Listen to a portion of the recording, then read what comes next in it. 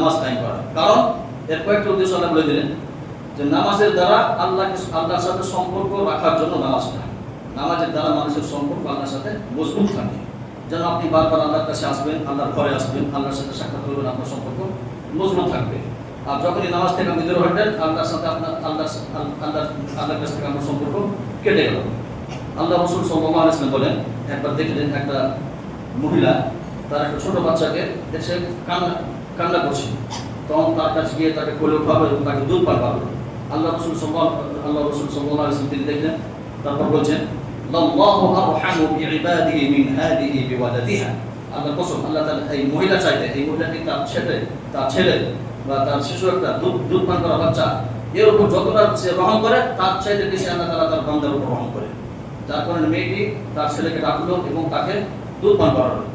এবং আল্লাহ তাবারক তাআলা বান্দাদের উপর তার চাইতে বেশি মেহেরবান। আল্লাহ তাবারক তাআলা আমাদেরকে 5 বার ডাকছেন যে তোমরা 5 বার আমার সাথে সাক্ষাৎ করতে এসো, যেন তোমার জীবন ভালো হয়, আমার সাথে সম্পর্ক তোমরা ভালো রাখো, দেখা করার জন্য ডাকছেন। তো আল্লাহ তাবারক তাআলা আমাদেরকে ডাকছেন, কিন্তু আমরা কত হতে পারি যে আল্লাহ আমাদেরকে খানা দিয়েছেন, বিনা দিয়েছেন, রুজি দিচ্ছেন, সব কিছু দিচ্ছেন এবং তিনি আমাদের জীবনের গ্যারান্টি নিয়েছেন যে তোমাদের জীবন ভালো হবে, জীবনযাপন হবে, তোমাদের দুনিয়া আখিরাতে কোনো কষ্ট হবে না, সব হচ্ছে তোমরা আমার সাথে সম্পর্ক মজবুত রাখো, একটাই সব। আর সেই তেনার সাথে সম্পর্ক যেন মজবুত থাকে, যার কারণে তিনি আমাদেরকে 5 ওয়াক্ত ডাকছেন, তোমরা 5 ওয়াক্ত আমার সাথে সাক্ষাৎ করতে এসো, মসজিদে এসো, এর দ্বারাতে আমি তোমাদের অনেক লাভ দেবো। প্রথম লাভ যেটা নামাজের, সেটা হচ্ছে গুনাহ খাতা মাফ হবে। এই সম্পর্কে হাদিস এসেছে, আল্লাহ রাসূল সাল্লাল্লাহু আলাইহি ওয়াসাল্লাম বলেন, বুখারী শরীফের রিওয়ায়াত, আরাআইতুম লাউ আন্না নাহরান বিবাবি আহাদিকুম ইয়াগতাসিলু ফীহি কুল্লা ইয়াওমিন 5 মাররাত হাল ইয়াবকা মিন দারনিহি শাইআন? ক্বালু লা ইয়াবকা মিন দারনিহি শাইআন। ক্বালা যালিকা মাথালু সালাওয়াতুল খামস ইয়ামহুল্লাহু বিল খাতায়া। তিনি বলেন, তোমরা কি দেখেছো কাউরে বাড়ি থেকে বাইরে যদি কোনো একটা পুকুর থাকে, সেই পুকুরে সে যদি 5 বার গোসল করে তাহলে তার শরীরে কোনো ময়লা থাকবে? সাহাবাগণ বলেন না, কোনো ময়লা থাকবে না। বলে সেটা হচ্ছে 5 ওয়াক্ত নামাজের উদাহরণ। যে ব্যক্তি 5 ওয়াক্ত নামাজ পড়ে তার কোনো গুনাহ বাকি থাকে না, সমস্ত গুনাহ তার মুছে যায়, ধুয়ে যায়। তাহলে এইভাবে আমাদেরকে নামাজ দিলেন যেন আমাদের গুনাহ ধুয়ে যায়। অনুরূপ নামাজ সম্পর্কে আরো একটি ঘটনা আছে, অল্প বলে দিই। নামাজের দ্বারা মানুষের যেমন গুনাহ যে ধোয়া হয়, এই সম্পর্কে একজন সাহাবী, হাদিসটিকে ইবনে খুজাইমা সাহিহ ইবনে হিব্বান থেকে বর্ণিত এবং আল্লামা আলবানী হাদিসটি বলেন হাদিসুন সহিহ, সহিহ হাদিস। সাহাবী একজন, তিনি বাড়ির বাইরে খেজুর বিক্রি করছেন। একজন মহিলা এসেছে খেজুর কিনতে। সাহাবীকে বললেন যে এর চাইতে ভালো খেজুর আমার বাড়ির ভিতরে আছে, চলো। তখন মহিলাটি তার পিছনে বাড়ি গেল এবং খেজুর দেখলেন। খেজুর দেখার পর সেই লোকটি যখন দেখছে বাড়ির ভিতরে কেউ নাই, তিনি একাই, মহিলাটিকে তিনি ধরে নিলে স্পর্শ করলেন, সব কিছু করলেন, শুধু লাস্ট আসল যেটা জেনা সেটা করলো না, ছেড়ে দিল তাকে, আল্লাহর ভয় করে ছেড়ে দিল। তারপরে তিনি দৌড়ে গেলেন আল্লাহ রাসূল সাল্লাল্লাহু আলাইহি ওয়াসাল্লামের নিকট, বললেন আমি তো বরবাদ হয়ে গেলাম। তখন তিনি বললেন যে তুমি কি নামাজ পড়েছো? বলছে হ্যাঁ নামাজ পড়েছি। তোমার গুনাহ মাফ, কারণ আল্লাহ তাআলা এখনই ওহী অবতীর্ণ করলো, ওয়াকিমিস সালাতা তারাফাই নাহারি ওয়া সুলাতান মিনাল লাইল ইন্নাল হাসানাতি ইউযহিবনাস সাইয়্যাত। তোমরা দিনে এবং রাতে নামাজ পড়ো, 5 ওয়াক্ত নামাজ। যদি নামাজ পড়ো তাহলে এই নেকিগুলো তোমাদের গুনাহগুলোকে মুছে দিবে। নামাজের দ্বারা নামাজ পড়তে গেলে আর এগুলো গুনাহ বাকি থাকে না, এই ধরনের গুনাহগুলো বাকি থাকে না, সব কিছু মুছে যায়। তো নামাজের কত বড় একটা ফজিলত, গুরুত্ব। আপনি যদি 5 ওয়াক্ত নামাজের হেফাজত করেন তাহলে আপনার যতই আপনার গুনাহ সব কিছু মুছে যাবে। আর যদি নামাজের মধ্যে খুশু আনতে পারেন, অন্তর থেকে নামাজটা করতে পারেন ভালোবাসার সাথে, তাহলে আপনার অনেক বড় বড় গুনাহ মিটে যাবে। এবং নামাজের মধ্যে যেগুলো আমরা দোয়া করি, সেই দোয়াতে আল্লাহর কাছে আমরা ক্ষমা চাই। যেমন নামাজের মধ্যে আল্লাহুম্মা বা'আদ বাইনি ওয়া বাইনা খাতায়ায়া আমরা বলি, হে আল্লাহ তুমি আমাদের মধ্যে এবং আমাদের গুনাহের মধ্যে যেমন পশ্চিম পূর্বের মধ্যে দূরত্ব, আমাদের গুনাহকে আমাদের চাইতে এতটা দূরত্ব করে দাও এবং আমাদের গুনাহকে এমনভাবে পরিষ্কার করে দাও যেভাবে সাদা কাপড়কে আমরা সাফ করি তখন পরিষ্কার হয়, অনুরূপ আমাদেরকে আমাদের গুনাহ থেকে পরিষ্কার করে দাও। তারপর আল্লাহ যেভাবে পানি দিয়ে এবং বরফ দিয়ে কোনো জিনিস পরিষ্কার হয়, অনুরূপ আমাদের গুনাহকে তুমি ধুয়ে দাও। এইভাবে আমরা দোয়া করছি। দুই সিজদার মধ্যে আমরা দোয়া করি, আল্লাহুম্মা গফিরলি ওয়ারহামনি, হে আল্লাহ তুমি আমাকে ক্ষমা করো, আমার উপর রহম করো। নামাজের যে দোয়াগুলো আপনারা চিন্তা করবেন যে নামাজে সম্পূর্ণ আমরা আল্লাহর কাছে ক্ষমা চাচ্ছি, যার কারণে আল্লাহ তাআলা ক্ষমা করেন। আল্লাহুম্মা ইন্নী যালামতু নাফসি যুলমান কাসীরা ওয়া লা ইয়াগফিরু যুনুবা ইল্লা আনতা। হে আল্লাহ আমি আমার নিজের নফসের উপর অত্যাচার করেছি, তুমি ছাড়া কেউ আমার গুনাহ মেটাতে পারে না। এইভাবে আমরা দোয়া করছি।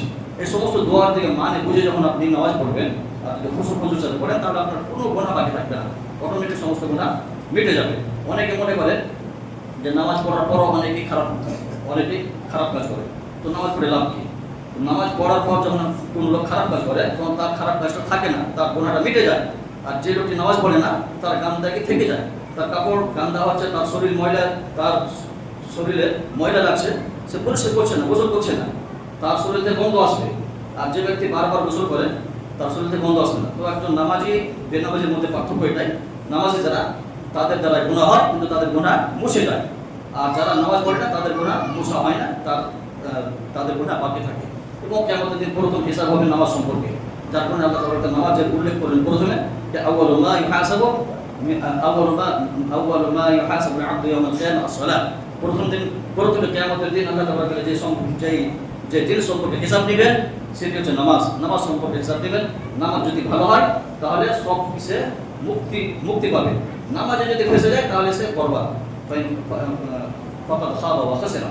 নামাজ যদি ভালো থাকে আপনার তাহলে আপনি পরিত্রাণ পাবেন এবং অন্যান্য আমলে আপনার কোনো ক্ষতি হবে না, কিন্তু নামাজে যদি আপনি ফেসে যান তাহলে আপনার বরবাদ এবং আপনি হারাম। যার কারণে আমাদের সবচেয়ে যেটা প্রয়োজন যে নামাজটা আমরা আমাদেরকে ঠিক করতে হবে। নামাজ ঠিক করতে পারলে ইনশাআল্লাহ বাকি আমলগুলো আল্লাহ তাআলা ঠিক করে দিবেন এবং নামাজের দ্বারাই সমস্ত গুনাহ খাতা আল্লাহ তাআলা আমাদের মিটিয়ে দিবেন। আল্লাহ তাআলার কাছে দোয়া করি যেন আল্লাহ তাআলা আমাদেরকে সকলকে ভালোভাবে 5 ওয়াক্ত নামাজের হেফাজত করা এবং ভালোভাবে হেফাজতের সাথে টাইমের উপর নামাজ পড়া তৌফিক দান করেন। আমিন। ওয়া আখিরু দাওয়ানা আলহামদুলিল্লাহি রাব্বিল আলামিন। বারাকাল্লাহু লানা ওয়া লাকুম ফিল কুরআনিল আযীম ওয়া নাফa'ana ওয়া iyyakum bima fihi min al-ayati wadh-dhikril hakim. Innahu ta'ala jawadun karimun malikun ra'ufur rahim. أقول قولي هذا وأستغفر الله لي ولكم ولسائر المسلمين من كل ذنب وخطيئة فاستغفروه إنه هو الغفور الرحيم.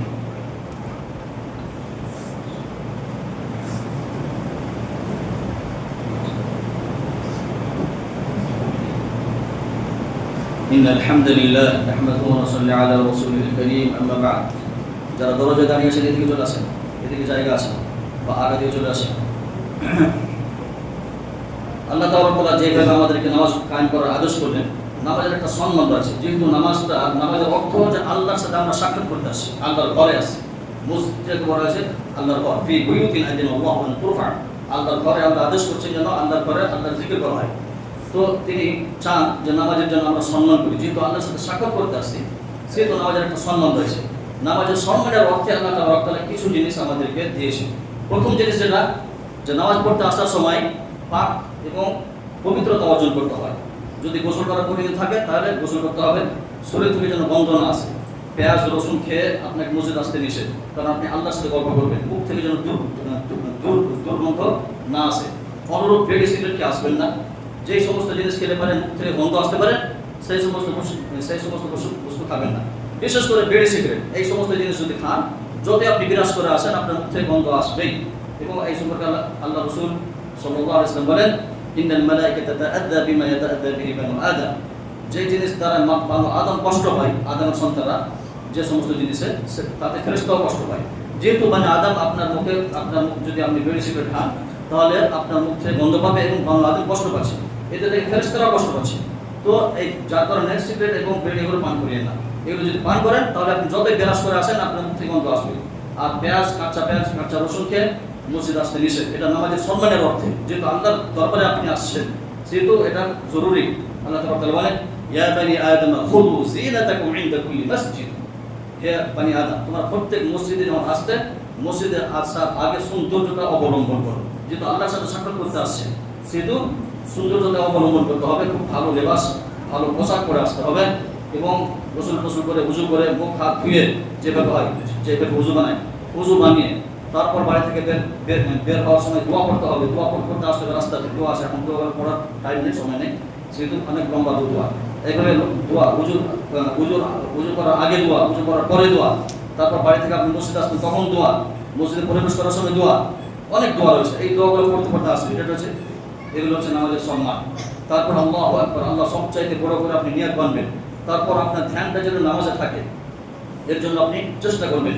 এখানে আল্লাহ তাআলা বলেন, قد أفلح المؤمنون الذين هم في صلاتهم خاشعون। সেই সমস্ত মুমিনেরা পরিত্রাণ পেল, মুক্তি পেল যারা নামাজে খুশু করে, যাদের অন্তরের সাথে যারা নামাজ পড়ে। সে কি পড়ছে সে যেন বুঝতে পারে। তা'বুদুল্লাহা কাআন্নাকা তারাহ ফাইন লাম তাকুন তারাহ ফাইন্নাহু ইয়ারাক। আল্লাহর ইবাদত এমন ভাবে করো যেন মনে হয় তুমি আল্লাহকে দেখছো। আপনি যে আল্লাহর সামনে দাঁড়াচ্ছেন যেন মনে হয় যে আপনি আল্লাহকে দেখছেন, আল্লাহর সাথে আপনি ডাইরেক্ট গল্প করছেন এইভাবে। ফাইন লাম তাকুন তারাহ ফাইন্নাহু ইয়ারাক। কিংবা এতটা যদি করতে না যদি পারো তাহলে কমপক্ষে এতটা মনে রাখো যে আল্লাহ তোমাকে দেখছে, এতটা ব্রেন রাখো যে আল্লাহ তোমাকে দেখছে। তো এইভাবে যদি নামাজ পড়তে পারেন তাহলে সম্পূর্ণ নামাজের আপনি নেকি পাবেন। আর যদি নামাজের ধ্যানটা এদিকে যায় তাহলে হাদিসে এসেছে যে অনেকেই নামাজের মধ্যে 10 ভাগের 1 ভাগ নেকি পায়। সম্পূর্ণ নামাজের নেকির মধ্যে 10 ভাগের 1 ভাগ হয়। কেউ হয়তো 9 ভাগ করে 1 ভাগ পায়। অনেকে আছে যারা অর্ধেক নেকি পায় এবং খুব কম মানুষ আছে যারা সম্পূর্ণ নেকি পায়। যারা অন্তর সাথে নামাজ পড়ে, অন্তরের সাথে এবং ধ্যান দিয়ে নামাজ পড়ে, দোয়ার মানেগুলো বুঝে, তারা হয়তো সম্পূর্ণ নেকি পায়। তো এখানে আল্লাহ বললেন যে সেই সমস্ত মুমিন পরিত্রাণ করো যারা নামাজের খুশুক ওযু করে। তারপরে বললেন লাস্টে ওয়াল্লাযীনা হুম আলা সালাওয়াতিহিম ইউহাফিযুন উলাইকা হুমুল ওয়ারিথুন। যারা 5 ওয়াক্ত নামাজের হেফাজত করে এরাই জান্নাতের ওয়ারিস হবে। উলাইকা হুমুল ওয়ারিথুন আল্লাযীনা ইয়ারিথুনাল ফিরদাউসা হুম ফিহা খালিদুন। যারা 5 ওয়াক্তের নামাজের হেফাজত করে, হেফাজত অর্থ এখানে টাইম মতন পড়া, খুশুক ওযুর সাথে পড়া, পবিত্রতার জন্য ভালোভাবে পড়া। তারপরে এরা যখন টাইমের উপর পড়বে, জামাতের সাথে পড়বে, উলাইকা হুমুল ওয়ারিথুন আল্লাযীনা ইয়ারিথুনাল ফিরদাউস। এরা জান্নাতের ওয়ারিস হবে। কিয়ামতের দিন জান্নাত এরাই পাবে এবং জান্নাতুল ফিরদাউসে এরা জায়গা পাবে। জান্নাতুল ফিরদাউস যদি চান তাহলে টাইম মতো আপনাকে নামাজ পড়তে হবে, এটা আল্লাহর ওয়াদা।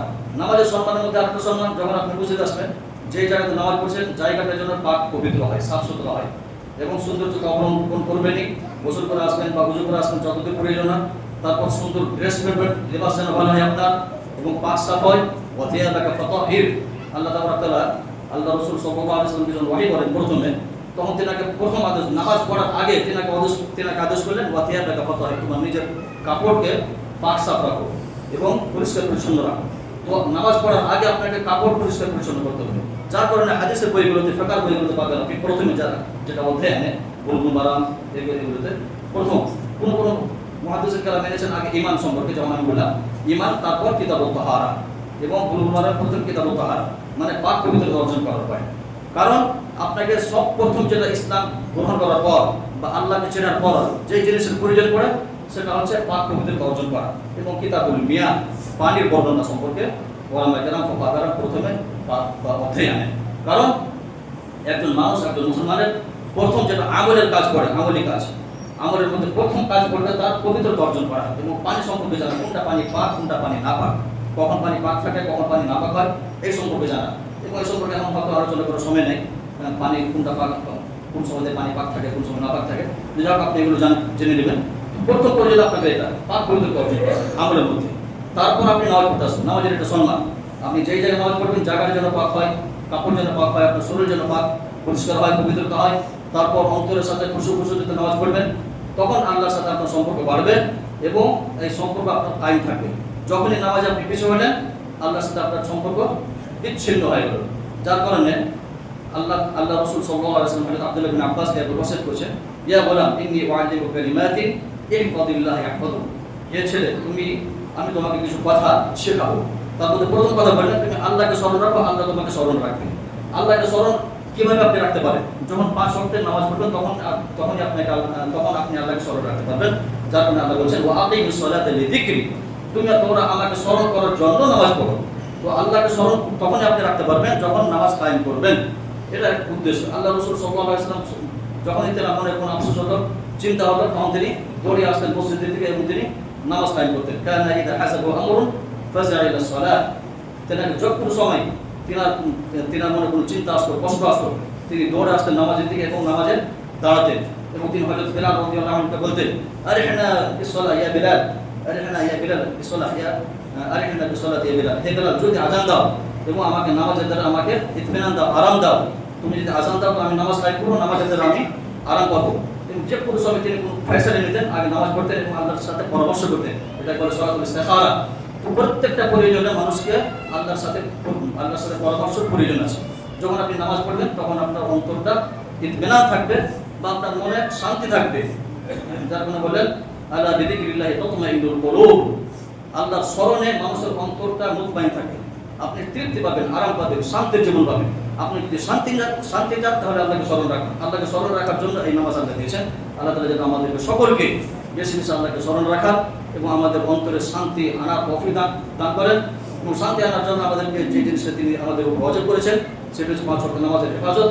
আল্লাহ তাআলা যেন আমাদেরকে সকলকে 5 ওয়াক্তের নামাজের হেফাজত, তার সেই টাইমের উপর পড়া, 5 ওয়াক্তের নামাজ তার টাইমের উপর পড়া তৌফিক দান করেন। আমিন ওয়া আখিরু দাওয়ানা আলহামদুলিল্লাহি রাব্বিল আলামিন।